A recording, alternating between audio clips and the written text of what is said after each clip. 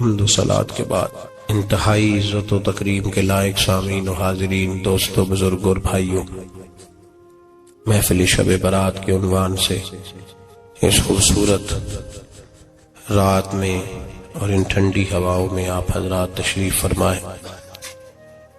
نبی پاک صلی اللہ علیہ وسلم نے ارشاد فرمایا، جب شعبان کی 15ویں رات آئے تو رات کو بیدار رہا کرو اور صبح کو روزہ رکھا کرو۔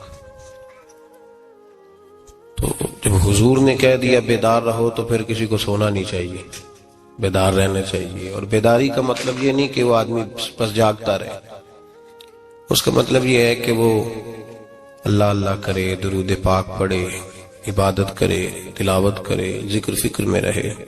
کچھ باتیں اس مقصد کے لیے کہ اس رات اللہ پاک نے اپنی رحمت کے دروازے کھولے ہیں، تو کچھ ایسی بات کی جائے جس سے دل نرم ہو جائے۔ دوستو، قرآن مجید کی 2 آیات میں نے پڑھی ہیں۔ اللہ کریم نے فرمایا، یا ایھا الذین آمنوا اتقوا اللہ حق تقاتہ، اے ایمان والو اللہ سے ڈرو اور اتنا ڈرو جتنا ڈرنے کا حق ہے۔ ڈرو اللہ پاک سے، اور جس طرح تم کسی سے ڈرتے ہو، ڈرنے کا حق ہوتا ہے، وہ حق ادا کرنے کی کوشش کرو۔ ہم میں سے بہت سارے لوگ ڈرتے ہیں کچھ لوگوں سے، اور جب وہ ڈر رہے ہوتے ہیں تو انہیں احساس ہوتا ہے۔ اللہ پاک نے ہمارا وہ احساس خود بیان کر دیا ہے۔ فرمایا، جب تم کسی سے ڈرتے ہو تو تمہیں اس کا احساس ہوتا ہے کہ تم کتنا ڈرتے ہو، تو پھر تم کوشش کرتے ہو کہ تم وہ کام نہ کرو جس سے وہ بگڑ جائے گا، ناراض ہو جائے گا۔ جو لوگ قانون سے ڈرتے ہیں وہ اشارہ نہیں توڑتے، کچھ بھی ہو جائے اشارہ نہیں توڑتے۔ انہیں پتہ ہے کہ یہاں اشارہ توڑیں گے تو الجھ جائیں گے، اور جہاں انہیں فکر نہ ہو کہ کوئی پوچھنے والا نہیں، وہاں ہم نے دیکھا ہے کہ لوگ اشارہ توڑ دیتے ہیں۔ اللہ تبارک و تعالیٰ نے موقع دیا، میں حرمین شریفین حاضر ہوا تو وہاں ایک روڈ دائری روڈ کہلاتا ہے۔ اس روڈ سے پیدل چلنے والے نہیں گزر سکتے۔ وہ کہتے ہیں جی اس روڈ سے پیدل والا نہ گزرے، ان کے لیے علیحدہ جگہ ہے۔ قانون یہ ہے کہ اگر کوئی پیدل آدمی وہاں سے گزرے اور اس کا ایکسیڈنٹ ہو جائے تو وہ حکومت یہ کہتی ہے کہ یہ کیوں یہاں سے گزرا تھا، لہذا کوئی مقدمہ نہیں ہو سکتا۔ وہاں ہم نے دیکھا ہے کہ لوگ اس سڑک پہ پیر بھی نہیں رکھتے، کہتے ہیں مر گئے تو بنے گا کچھ نہیں۔ یہاں بھی بہت سارے ایسے معاملات ہوتے ہیں کہ جہاں انسان محسوس کرتا ہے کہ یہ بڑا میرے لیے نقصان ہو جائے گا، تو وہ ڈرتا ہے۔ ایک چھوٹی سی بات ہے کہ رات کو کوئی آدمی اپنا دروازہ کھلا رکھ کے نہیں سوتا، حالانکہ کوئی حرج نہیں، کبھی کھلا رہ بھی جاتا ہے، اور اگر کبھی رہ جائے تو جس کی ذمہ داری بند کرنے کی ہو اس کے ساتھ پھر جو رویہ ہوتا ہے گھر والوں کا، یہ خوف ہے ہمارا اندر کا، تو بڑی شدت کے ساتھ ہم اس شخص کو سخت سست کہتے ہیں، ڈانٹتے ہیں، کہتے ہیں تو نے خیال ہی نہیں کیا، جمع پونجی لٹ جاتی تو یہ خوف ہے، یہ ہمارا اندر کا یہ خوف ہے۔ آپ بازار میں جائیں تو درجنوں لوگوں نے گن مین بٹھائے ہوئے ہیں، ان کا دل نہیں کرتا کہ اضافی تنخواہ دی جائے، کیا مطلب ہے ایک آدمی کو اضافی پیسے دینے کا، لیکن وہاں آدمی بٹھایا جاتا ہے، اس کو تنخواہ دی جاتی ہے، اس کی روٹی کا بندوبست کیا جاتا ہے، اس کے سارے ضروریات زندگی کا خیال رکھا جاتا ہے، اور پس منظر یہ ہوتا ہے کہ ڈر لگتا ہے اگر یہ شخص نہ ہوا تو ہمارے چوری ہو جائے گی۔ اللہ فرماتے ہیں کہ تو جہاں سے ڈرتا ہے تجھے پتا ہے، تو اس طرح کر کہ مجھ سے بھی اتنا ڈر جتنا ڈرنے کا حق ہے۔ یہ جھوٹ موٹ کا ڈراوا نہ پیدا کر کے اوہ اللہ معاف کرے جی، اچھا جناب بڑا ڈرتے ہیں آپ اللہ تعالیٰ سے، آپ نے تو کانوں کو ہاتھ لگائے، تو پھر آپ کیا کر رہے ہیں؟ اللہ معاف کرے جی میں تو بات نہیں کرتا، بس 2-4 آدمیوں کی پگڑی اچھالوں گا، اس سے زیادہ نہیں۔ ڈر لگتا ہے جی بات کرتے ہوئے، 15-20 آدمی بس میرے قابو آئیں، یہ کس قسم کا ڈر ہے؟ ڈرنے کا حکم دیا، اور میرے رسول کریم سید عالم صلی اللہ تعالی علیہ وآلہ وسلم نے ارشاد فرمایا کہ تو رب کریم سے دنیا میں ڈر جا، جس طرح ڈرنے کا حق ہے جب قیامت کا دن آئے گا تو اللہ تجھے ڈرائے گا نہیں بلکہ اپنی رحمت کی چھاؤں میں جنت میں داخل کر دے گا. یہاں ڈر.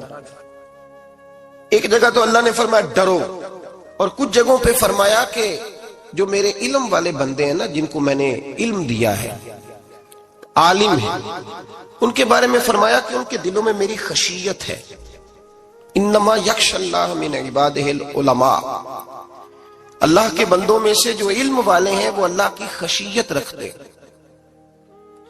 قرآن نے ایک جگہ کہا ڈرو، خوف کا لفظ بھی استعمال کیا، وَلِمَنْ خَافَ مَقَامَ رَبِّهِ جَنَّتَانِ، خوف بھی ہے اور خشیت بھی ہے. ان دونوں کا معنی ایک ہی ہے، ڈرنا. خوف کا معنی بھی اور خشیت کا معنی بھی، ڈرنا. جب آپ علماء لغت کو پڑھیں گے، عربی ادب کو جاننے والے لوگوں کا مطالعہ کریں گے تو انہوں نے یہی لکھا ہے کہ ان دونوں کا معنی ڈرنا ہے. میری طرف دیکھیے، توجہ کریں، کچھ سمجھانے لگا ہوں، اس نقطے کو ضرور سمجھیے گا. خشیت کا معنی بھی ڈرنا ہے، خوف کا معنی بھی. لیکن جب صوفیاء کے پاس جائیں نا، صوفیاء جو قرآن و سنت کی روح کی تفسیر کرنے والے ہیں، تو وہ کہتے ہیں نہیں، خشیت اور خوف میں فرق ہے. خوف اور ہوتا ہے، خشیت صوفیاء اس کی تفسیر اور کرتے ہیں. وہ کہتے ہیں خوف بھی ہوتا ہے اور خشیت بھی ہوتی ہے، الگ الگ چیزیں ہیں، ایک نہیں. بڑی خوبصورت بات ہے، اگر آپ سمجھ گئے تو آپ کو فائدہ دے گی. صوفیاء یہ کہتے ہیں کہ بھائی خوف ہوتا ہے اپنے گناہوں کا، کہ میں نے یہ گناہ کیے ہیں، اگر اللہ نے مجھ سے پوچھا تو مجھے بڑا خوف آتا ہے، مار پڑے گی، یہ خوف ہے.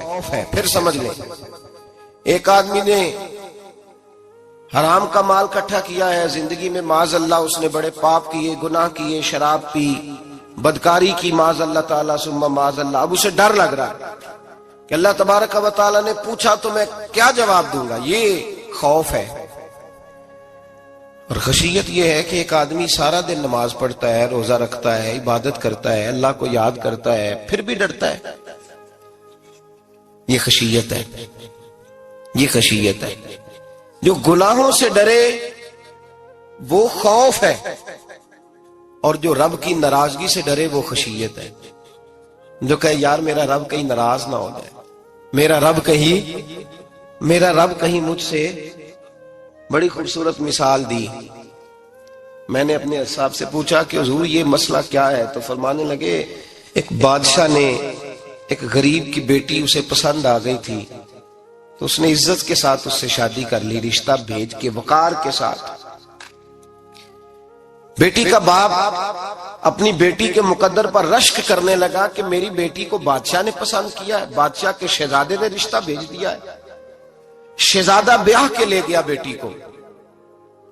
20 کنیزائیں، نوکرانیاں اس عورت کی خدمت کرنے پہ لگی ہوئی ہیں، توجہ ہے، اس کا ہر حکم ماننے کو تیار ہے. لیکن وہ بی بی سویرے بھی رو پڑتی ہے اور شام کو بھی رو پڑتی ہے، روتی رہتی ہے. اس سے کسی نے پوچھ لیا کہ بی بی تو روتی کیوں ہے؟ 20 کنیزائیں ہیں، گھر میں سکون ہے، ہر شے ہے، تو روتی کیوں ہے؟ تو وہ کہنے لگی اصل بات یہ ہے کہ جو کچھ مجھے ملا ہے میں اس کے قابل نہیں تھی، تو میں ڈرتی ہوں میرا سائیں کہیں ناراض نہ ہو جائے، وہ ناراض نہ ہو جائے. میں قابل نہیں تھی، میری اوقات نہیں تھی. یہ من آنم کے من دانم، میں جو ہوں اس کا مجھے پتا تو ہے. اس نے میری حیثیت سے، میری اوقات سے، میرے ظرف سے، میری محنت سے بڑا بڑھ کے مجھے عطا کر دیا.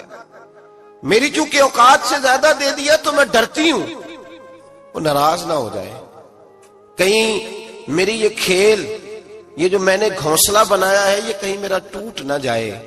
میرے بھائی، میرے رسول کریم سید عالم صلی اللہ علیہ وسلم کے امت کے اولیاء، صلحاء، صوفیاء، اتقیاء، صحابہ، اہل بیت، یہ لوگ جب روتے تھے تو یہ کوئی اس لیے نہیں روتے تھے کہ یہ آج دوپہر کو چینی میں ملاوٹ کر کے آئے ہیں تو اس لیے رو رہے ہیں رات کو. اس لیے نہیں روتے تھے کہ آج انہوں نے جو شکر بیچی ہے اس شکر کے اندر بورا ملایا ہوا تھا. اس لیے نہیں رو رہے کہ آج 10 15 20 لاکھ رشوت کا مال بینک میں جمع کر، اس لیے تھوڑی روتے تھے. یہ تو اس لیے روتے تھے کہ اللہ تو نے بڑا کچھ عطا کیا ہے، کہیں ہم سے ناراض نہ ہو جانا. یہ تو اس کی خشیت میں رو رہے تھے. حضرت داؤد طائی رحمت اللہ تعالی علیہ، حضرت امام جعفر صادق جو نبی پاک صلی اللہ علیہ وسلم کے نواسے، جناب داؤد طائی کی ملاقات ہوئی تو امام جعفر صادق حضور کے نواسے عرض کرنے لگے، داؤد طائی یار میری بخشش کی دعا کرنا، رب مجھے معاف کر دے. تو حضرت داؤد طائی رحمت اللہ علیہ فرمان لگے، امام صاحب آپ حضور کے نواسے ہیں، میں نے دعا کرنی ہے کہ آپ نے میرے لیے کرنی ہے؟ تو حضرت امام جعفر صادق رو پڑے، کہنے لگے یار تو نہیں کرنی ہے، اور اسی لیے تو تجھ سے دعا کرا رہا ہوں کہ کہیں ایسا نہ ہو نانا مصطفیٰ کی بارگاہ میں جاؤں تو وہ مجھے کہیں کہ میں کس طرح کا تھا تو کس طرح کا بن کے آیا ہے. یہی تو دعا کرانی ہے کہ میرے لیے دعا کر. جو جتنا بڑا ہوتا تھا نا اتنی زیادہ خشیت ہوتی. اور گناہگار کے تو اللہ تبارک و تعالیٰ بعضوں کا سزا دیتا ہے، آنسو سلب ہو جاتے. اس کو تو اپنے گناہوں پہ رونا ہی نہیں آتا. وہ تو روتا ہے بچہ نہ ہو تب روتا ہے، وہ تو روتا ہے پیسے نہ ہو تب روتا ہے، وہ تو اس وقت روتا ہے جب اس کا مال چلا جائے. اس کو تو بعضوں کا گناہگار کو تو بعضوں کا سزا ملتی. اللہ فرماتے تو دنیا کے لیے روئے گا، میرے لیے نہیں رو سکتا. اور جو رب کریم کے بندے ہوتے ہیں انہیں اللہ کہتا ہے تو دنیا سے بے نیاز ہے، تیری آنکھ سے آنسو جب بھی ٹپکے یا میرے لیے ٹپکنا چاہیے یا محمد مصطفیٰ کے لیے ٹپکنا چاہیے. آپ اگر اس بات کو تھوڑا سا غور کے ساتھ سمجھے تو تمام اولیاء صلحات کیا یہ رو رہے ہیں، تڑپ رہے ہیں. کیا اس کی وجہ تھی؟ نمازیں کم رہ گئی تھی، روزوں میں کمی تھی، فرائض ادا نہیں کرتے تھے کہ رویا کرتے تھے؟ کیوں روتے تھے؟ حضرت سیدنا عمر فاروق رضی اللہ تعالیٰ عنہ کے بارے میں صحابہ کہتے ہیں جناب عمر فاروق جب نماز پڑھاتے اتنا رویا کرتے تھے کہ 7ویں صف تک ان کے رونے کی آواز جایا کرتی. 7ویں صف تک ان کے رونے کی آواز جاتی. ہم لوگ بن کے بیٹھ گئے ہیں، ہم لوگ بن کے بیٹھ گئے. ہم یہ سمجھتے نہیں کہ ہماری حیثیت کیا تھی اور رب کریم نے ہمیں نوازا کیا ہے. آپ پڑھیے کتابیں، میرے رسول پاک صلی اللہ علیہ وسلم فرماتے ہیں میرا عمر جس گلی سے گزرے شیطان رستہ بدل جاتا ہے. نبی پاک فرماتے ہیں میرا عمر جب تک دنیا میں رہے گا دوزخ کو تالا لگا رہے گا. اس صاحب عزد الغابہ نے لکھا ہے نبی پاک صلی اللہ علیہ وسلم نے حضرت جبریل امین کو بلایا، فرمایا چل میرے عمر کی شان بیان کر. تو حضرت جبریل امین علیہ السلام عرض کرنے لگے یا رسول اللہ صلی اللہ علیہ وسلم 950 سال اگر اللہ مجھے عمر دے، 950 سال رب عمر دے اور پھر بھی میں عمر فاروق کے فضائل بیان کروں تو میں نہیں کر سکتا. عمر کی شان میں نہیں بیان کر سکتا. 950 سال بھی اگر میری عمر ہو. نبی پاک نے فرمایا پھر میرے ابو بکر کے بارے میں. عرض کی یا رسول اللہ ابو بکر کی تو بات اس سے بہت آگے کی ہے نا. وہ نبی پاک کتنی عظمت بیان کر رہے ہیں، کس قدر زیادہ رسول کریم صلی اللہ تعالی علیہ وآلہ وسلم ان کی عظمت بیان کرتے. حضرت عمر کیا کہتے ہیں؟ وہ لوگوں کو بتاتے پھرتے ہیں کہ تم نے دیکھا ہے نا میری کتنی عظمت ہے. وہ یہ نہیں کہتے. حضور فرماتے ہیں عمر کی بڑی شان بڑی شان بڑی شان. اور عمر کے پاس جب بھی کوئی جاتا ہے کہتے ہیں عمر آپ کا کیا مقام ہے؟ تو عمر فرماتے ہیں میں تو اونٹ چرانے والے کا بیٹا ہوں، میں تو اونٹ چرانے والے کا بیٹا ہوں، میں تو اونٹ چرایا کرتا تھا، میں تو 10 اونٹ نہیں سنبھال سکتا. حضرت فاروق اعظم رضی اللہ تعالیٰ عنہ سے کو پوچھتے جناب عمر آپ کا کیا حال ہے؟ تو آپ فرماتے یہ تو میرے مقدر ہے کہ میری بہن نے قرآن سنایا تو میں در رسول تک پہنچ گیا، ورنہ مجھے پوچھنے والا کوئی نہ ہوتا. کبھی جناب علی المرتضیٰ کا بازو پکڑ کے کہتے ہیں علی تو نہ ہوتا تو عمر ہلاک ہو جاتا. بھائی حضور شانے بیان کرتے ہیں. نبی پاک کہتے ہیں میرے ابو بکر نے احسانات کیے، بڑے احسانات کیے، میں نے سب کا بدلہ چکا دیا، ابو بکر کا نہیں چکایا. اللہ کی بارگاہ میں عرض کروں گا یا اللہ تو ہی اسے بدلے دے. اور جناب ابو بکر صدیق سے کوئی پوچھتا ہے ابو بکر آپ کا کیا حال ہے؟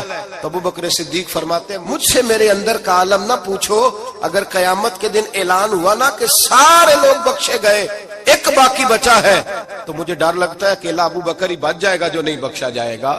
مجھے ڈر آتا ہے. او بھائی بن کے بیٹھ گئے لوگ، لوگوں کو پوچھ کر کے دیکھیں، کہتے ہیں کیا پاپ کیا ہے، کیا ہو گیا ہے؟ خشیت سے کانپتی ہوئی روحیں، تڑپتے ہوئے میرے رسول پاک کے غلام اولیاء اللہ صوفیاء کرام کے رونگٹے کھڑے ہیں رب کریم کے خوف سے.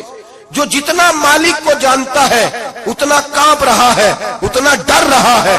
جس کی آنکھوں سے آنسو خشک ہے مطلب یہ ہے یہ رب کو جانتا ہی نہیں، اسے کیا خبر اس کا جلال کتنا ہے، اسے کیا خبر اس کا عذاب کتنا ہے، تو کیا جانے، ان بطش ربک لشدید، جب وہ پکڑتا ہے تو بڑا سخت پکڑتا ہے۔ حضرت عثمان غنی کو 3 دفعہ میرے نبی پاک نے فرمایا جنتی ہے، جنتی ہے، العثمان فی الجنہ، العثمان فی الجنہ، العثمان فی الجنہ، 3 دفعہ حضور نے جنت کی بشارت دی۔ میرے مصطفیٰ کریم نے فرمایا میرا عثمان گلی سے گزرے تو فرشتے بھی اس کی حیا کرتے ہیں۔ جناب عثمان غنی جن کو میرے نبی نے 2 بیٹیاں دے کے کہا عثمان میری 100 بیٹی بھی ہوتی، ایک کے بعد دوسری انتقال کرتی جاتی تو میں ساری تیرے نکاح میں دے دیتا، وہی حضرت عثمان غنی قبر پہ کھڑے ہیں حضور کے وصال کے بعد، ایک قبر پہ کھڑے، آنکھوں سے آنسو جاری ہے، داڑھی ساری آنسوؤں سے بھر گئی ہے، روتے ہی جاتے ہیں، روتے ہی جاتے ہیں۔ غلام کہتا عثمان یار رونا ہمیں چاہیے، رونا ہمیں چاہیے، جن کو کوئی بشارت نہیں اور آپ کو تو 3 بشارتیں، روتے کیوں ہو؟ جناب عثمان غنی فرمانے لگے جس مصطفیٰ نے مجھے جنت کی بشارت دی اسی رسول نے فرمایا تھا قبر آخرت کی منزلوں میں سے پہلی منزل ہے، آخرت کی منزلوں میں سے پہلی منزل۔ سوچتا ہوں اگر رب کریم نے عثمان سے حساب پوچھ لیا حساب کیسے دینا ہے؟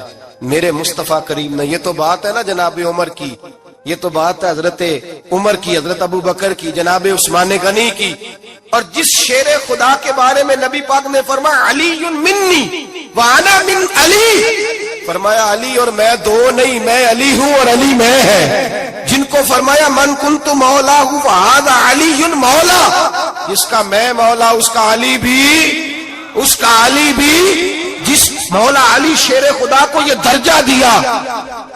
ولی المرتضی اٹھے ہیں، نماز کا وضو کیا ہے، مصلی کی جانب جانے لگے تو جناب علی کا وجود تھر تھر کانپنے لگا، تھر تھر، چھم چھم آنسو برسنے لگے۔ حضرت سیدنا امام حسن آگے بڑھے، ابا جی کیا ہوا؟ فرمایا حسن ڈر رہا ہوں، مالک کی بارگاہ میں جا رہا ہوں، کہیں رب علی کو دھتکار ہی نہ دے، کہیں مالک علی سے حساب ہی نہ پوچھ لے، کہیں اللہ تبارک و تعالیٰ ناراضگی کی نظر سے نہ دیکھ لے۔ او بھائی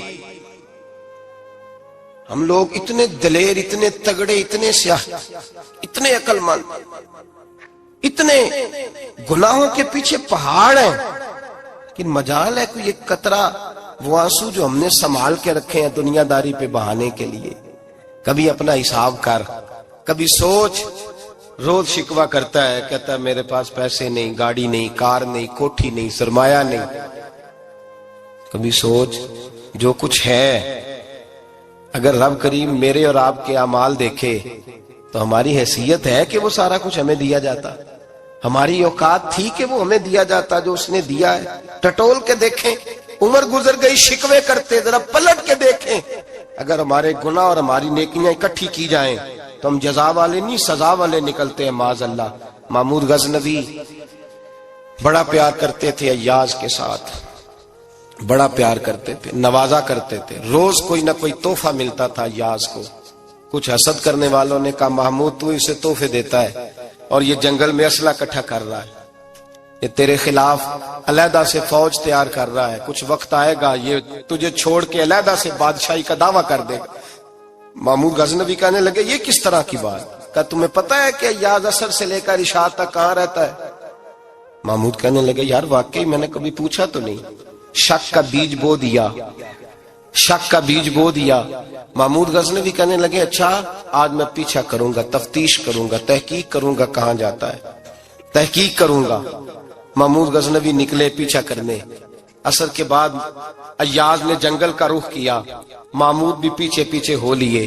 کہتے ہیں جنگل کے بیچ جا کے ایک جھونپڑی آئی، اس جھونپڑی کے اندر ایاز گئے، دروازہ کھولا اندر چلے گئے۔ مجھے بڑا غصہ تھا کہ ہر بات مجھے بتاتا ہے، یہ کیوں نہیں بتائی؟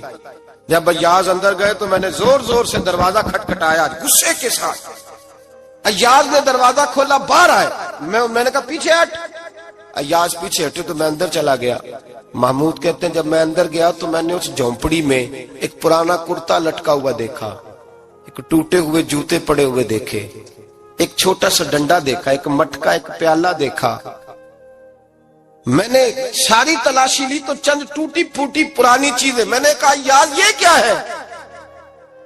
تو کہتے ہیں یاز کہنے لگا بادشاہ ٹٹول کے دیکھ لے، यही कुछ है जो तूने देखा हो। मैंने कहा ये है क्या? कहते हैं यास पैरों में बैठ गया, तड़प के रोने लगा, कहने लगा बादशाह ये मेरी औकात है, ये मेरी औकात है, ये मेरी औकात है, ये मेरी औकात है। का क्या मतलब? कहने लगा जिस दिन तेरे पास आया था ना तो ये मेरी कायनात थी कुल, आज तेरी मेहरबानियों ने मुझे यहां तक पहुंचा दिया है। मैं जो तेरा गद्दार नहीं ना होता, मैं जो तेरी नाफरमानी नहीं करता, इसलिए नहीं करता कि मैं हर शाम आके अपनी औकात याद करता हूं और फिर मुझे रोज रात को मेरा नफ्स कहता है इसका वफादार रहना, इसका वफादार रहना। तू इस हाल में था जब आया था, अगर ये बिगड़ गया तो फिर तुझे अपनी औकात का पता है ना। महमूद गजनवी ने सीने से लगाया, कहने लगे आज तक तू बचा भी इसलिए है कि तू अपनी औकात नहीं भूला। मुल्ला रूमी कहता है अपनी औकात याद रख, तू क्या था। तुझे एक रात सोने न दे तो अपनी टांगों पे खड़ा नहीं हो सकता, तेरी वो आंख ले जाए तो कुछ नहीं कर सकता, वो तुझे माजूर कर दे तो कुछ नहीं कर सकता। 30-30 साल के ऊंचे 7 फुट कद के जवान उसने फालक ज़दा करके अस्पतालों में डाल दिए, वो कुछ न कर सके। बड़े बड़े पहलवान जो कहते थे कि हम उठे तो दुनिया उठती है, उसने फेंक दिए मनो मट्टी के नीचे, कुछ न कर सके। अपनी हैसियत न भूल। मेरे रसूल करीम सैयद आलम सल्लल्लाहु अलैहि वसल्लम ने फरमाया 2 बातों में लोग धोखे में हैं, धोखे में है, धोखे में है, धोखे में। या रसूल अल्लाह कौन सी? फरमाया जो सेहतमंद है वो धोखे में है, वो समझता है मैं कभी बीमार ही नहीं होऊंगा, मुझे रोज इसी तरह नींद आएगी जिस तरह अब आती है, मैं रोज इसी तरह उठूंगा जैसे अब उठता हूँ, मैं जितना ही लंबा चौड़ा रहूंगा जिस तरह आज हूँ, मेरा हुस्न इसी तरह कायम रहेगा जैसे आज है। तू धोखे में है, धोखे में। बड़े बड़े आए और बड़े बड़े मिट्टी का ढेर हो गए, फना हो गए। कुल्लु मन अलैहा फान, फना हो गए, कोई पूछने वाला न रहा।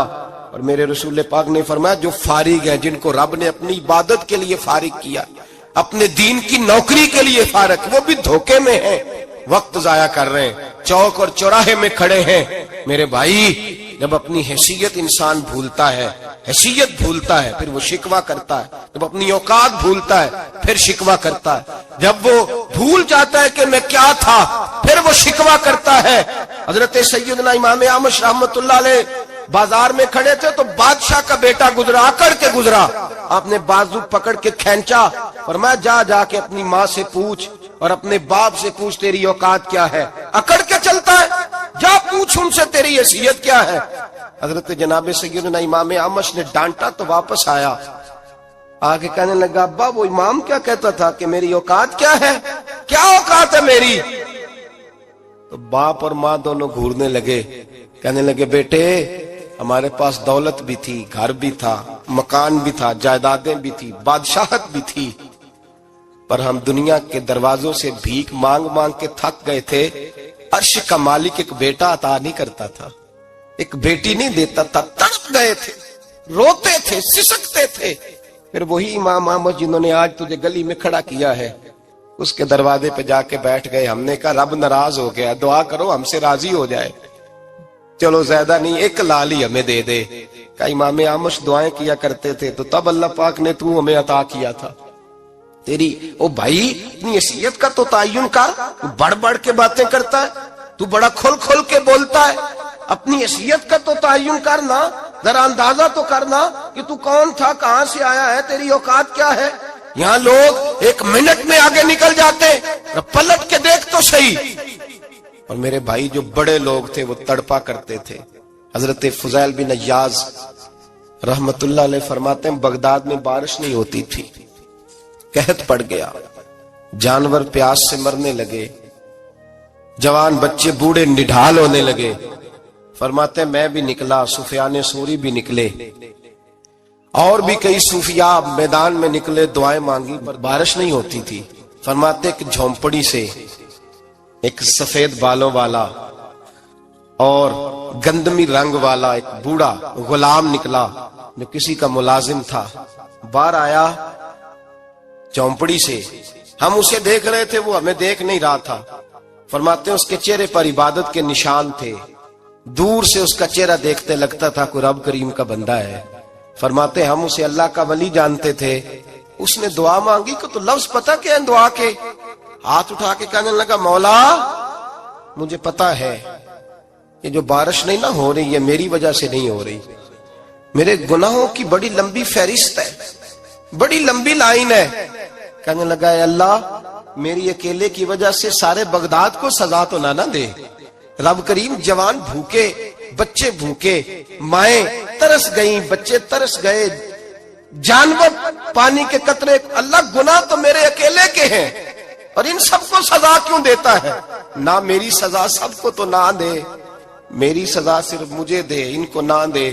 کہتے ہیں ابھی اس کے ہاتھ اٹھے ہوئے تھے، دعا بول رہا تھا، رب کریم نے فوراً بارش عطا فرما دی۔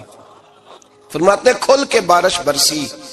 میں نے لوگوں سے پوچھا پتہ کرو کس کا غلام ہے، کہا فلاں آدمی کا۔ حضرت فضیل بن عیاض کہتے ہیں میں شام کو گھر چلا گیا، اس کے آقا سے بات کی، خرید لیا۔ میں جب اس کو خرید کے لایا، گلی میں جا رہے تھے تو مجھے کھڑا کر کے کہنے لگا فضیل میں نکما سا آدمی ہوں، بال بھی سفید ہیں، مجھ سے تو زیادہ کام ہی نہیں ہوتا، کیوں تو نے پیسے خرچ کیے؟ میں اس قابل ہی نہیں تھا، کیوں خریدا؟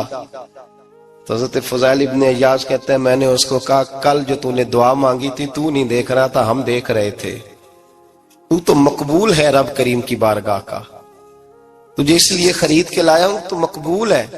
کہتے ہیں یہ لفظ سنے تو ٹھہر گئے، وہ کہنے لگے اچھا آقا مجھے 5 منٹ کا وقت ملے گا؟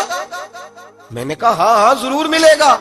کہتے ہیں انہوں نے وہیں نماز کی نیت باندھ لی، 2 رکعتیں پڑھی اور 2 رکعتیں پڑھ کے ہاتھ اٹھائے، کہنے لگے مولا تیرا اور میرا راز تھا، تو نے راز کیوں کھولا؟ اللہ مسترنا بسترک الجمیل، یا اللہ تیرے پاس پیارے پیارے پردے ہیں، ایک پردہ مجھے عطا کر دے، مجھے اپنا رکھ، مجھے لوگوں کے سامنے میرے پردے نہ کھول۔ آپ فرماتے ہیں یہ کہہ کہ وہ زمین پہ بیٹھے کلمہ شہادت پڑھا، ان کی روح پرواز کر گئی۔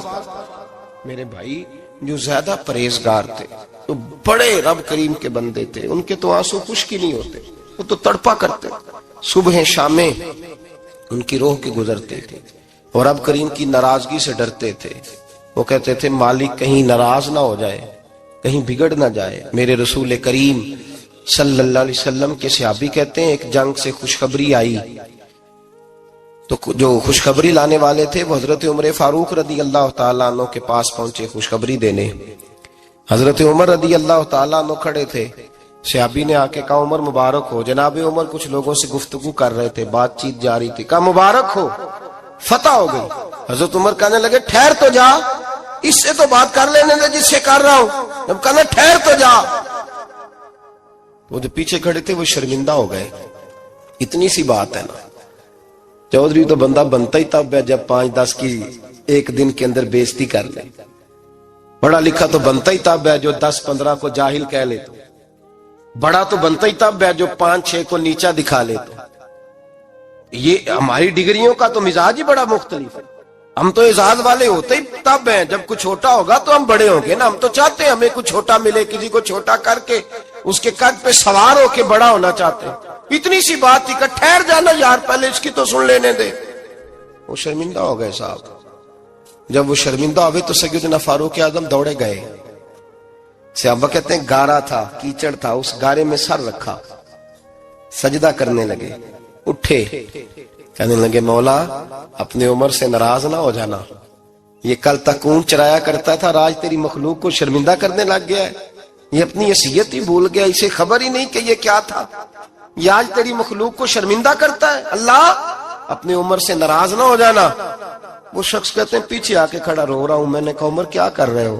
فرمایا نہیں یار میں نے تجھے شرمندہ کیا ہے، یہ میں بھول گیا تھا کہ میں کیا ہوں۔ بھائی اپنی حیثیت کا تعین کریں، آؤ آج اپنی حیثیت کا تعین کریں، دیکھیں ہم کہاں تھے، کہاں بیٹھے، پلٹ کے دیکھیں کیا تھے، ہم کیا ہیں، راتیں کہاں گزرتی ہیں، صبح کہاں بیتتی ہیں۔ ایک لمحے کے لیے پلٹ کر اپنے ظلم، زیادتیاں، جھوٹ، غیبتیں، بے حیائیاں، اپنی زندگی کے امور کا اگر ہم یک نظر جائزہ لیں، پیچھے پلٹ کے دیکھیں، حضرت جناب سیدنا غوث اعظم جیلانی رضی اللہ تعالیٰ عنہ فرمایا کرتے تھے اگر لوگ اپنے گناہ یاد کریں تو وہ پریشان ہو جائیں کہ ہمیں پانی کا قطرہ کیوں مل رہا ہے، وہ اگر اپنی غلطیاں یاد کریں تو انہیں احساس ہو کہ ان کا سانس کیسے چل رہا ہے. بھائی اگلی بات سنو گے تو اور حیران ہو جاؤ گے. حضرت غوث اعظم رضی اللہ تعالیٰ عنہ فرمایا کرتے کہ اب خیال آتا ہے، اب سوچ آتی ہے کہ رب کریم نے کتنی ڈھیل دی ہوئی ہے. ہم ہیں کہ سمجھتے ہیں یہ میری عقل مندی کا کمال ہے کہ مجھے سارا کچھ نافرمانی کے باوجود بھی مل رہا ہے. بھائی خشیت الہی پیدا کریں. جتنا بندہ بڑا ہوتا تھا اس کے دل میں خوف بھی اللہ کا وہ جانتا تھا. حضرت امام اعظم ابو حنیفہ بیٹھے تھے تو ایک بی بی فتویٰ پوچھنے آئی. بی بی روز خاوند سے مطالبہ تو کرتی ہے، فلاں چیز چاہیے فلاں چیز چاہیے. اللہ کرے وہ یہ مطالبہ کرنے لگ جائے کوئی شے نہیں چاہیے، جو چاہیے حلال کا چاہیے. آمین تو کہہ دے.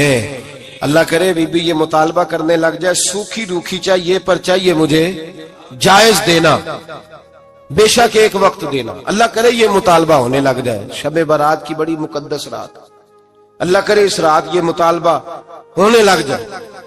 ایک بی بی آئی خاتون، چرخہ کاٹتی ہے، سوت بناتی ہے. حضرت امام صاحب سے مسئلہ پوچھنے آئی. کیا مسئلہ پوچھا اس نے؟ کہنے لگی حضرت جی میں نا رات کو اپنی چھت پہ بیٹھ کے چرخہ کاٹتی ہوں، سوت بناتی ہوں. 14ویں رات کا چاند جب چڑھا ہوتا ہے تو اس کی روشنی میں میں چرخہ کاٹتی ہوں. کئی دفعہ نا بادشاہ کا لشکر میری گلی سے گزرتا ہے، بڑے بڑے لالٹین انہوں نے پکڑے ہوتے ہیں، بڑے بڑے روشن دان، بڑی بڑی ان کے اندر روشنی ہوتی ہے. تو حضرت جی کئی دفعہ نا وہ جب گزرتے ہیں تو ان کی روشنی میں بھی میں کچھ سوت بنا لیتی ہوں. مسئلہ یہ پوچھنا تھا کہ اس روشنی میں جو سوت بناتی ہوں اس کی کمائی میرے لیے جائز ہے کہ ناجائز ہے؟ اس کی روشنی میں حضرت امام اعظم نے اللہ اکبر کا اور چھم چھم آنسو گرنے لگے. حضرت امام صاحب نے اپنا گریبان پکڑا اور کھینچا، قمیض پھٹ گئی. کہنے لگے بی بی مسئلہ چھوڑ، تو پہلے بتا تو ہے کون، کہاں سے آئی ہے، کون ہے بتا. تو کہنے لگی میں حضرت بشر حافی کی ہمشیرہ ہوں. میں حضرت بشر حافی، وہ جو درویش ننگے پیر نہیں پھرتا رہتا بغداد کی گلیوں میں، میں اس عظیم بھائی کی بہن ہوں، بشر حافی کی ہمشیرہ ہوں. حضرت امام اعظم فرمانے لگے کوئی اور بی بی آتی تو اس کے لیے جائز تھا، کیونکہ وہ جان بوجھ کے تو کسی کی روشنی نہیں استعمال کرتی، خود آتی ہے. کوئی اور آتی تو جائز تھا، تیرا مقام بڑا ہے، تیرے لیے جائز نہیں. لیے جائز نہیں تو اپنی حیثیت کا تعین کر، یہ تیرے لیے درست نہیں. بھائی بڑا تو تب ہوگا جب تیری احتیاط بڑی ہو جائے گی، بڑا تب ہوگا جب تیرا تقوی بڑا ہو جائے گا، بڑا تو تب ہوگا جب تو حلال حرام کے معاملے میں باریک باریک چیز کا خیال رکھے گا. اور اگر تو کہ خیر ہے دیکھی جائے گی، ساری دنیا کر رہی ہے، ساری زمانہ کر رہا ہے، فلاں بھی کر رہا ہے، وہ خدا کے بندے یہ کس طرح کا معاملہ ہے، یہ کس طرح کی جمہوریت ہے؟ اپنے آپ کو سمجھائیں اور میرے عزیز خشیت والی زندگی پیدا کریں، تقوی والی زندگی پیدا کریں. ہم لوگ ایسا وقت گزار رہے ہیں، اور یہ یاد رکھنا ہمیشہ انسان دنیا میں آتے ہیں، اس شہر کے بہت سارے لوگ ہو گزرے، علماء، مشائخ، صوفیاء، تاجر، زمیندار. آپ کسی بھی شعبے میں ٹٹولیں گے تو آپ کو کئی نام ملیں گے. اس شہر محبت کے ڈھیروں لوگ ہو گزرے، اور یہ کہانی ہر شہر کی ہے. آج میں اور آپ یہاں بستے ہیں، کچھ وقت کے بعد ہم داستان ہوں گے. امام شافعی رحمت اللہ علیہ فرماتے ہیں میں ایک شہر سے گزر رہا تھا تو میرے پیر کو ٹھوکر لگی، میں نے زمین کھودی تو ایک کھوپڑی نکلی.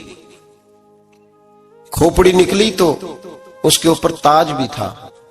ماتے میں نے شہر کے لوگوں سے پوچھا یہ کیا ہے؟ تو کہنے لگے یہ بادشاہوں کا قبرستان ہے، اس میں غریب دفن تو نہیں ہو سکتا تھا، دفن تو بادشاہوں کا خاندان ہے.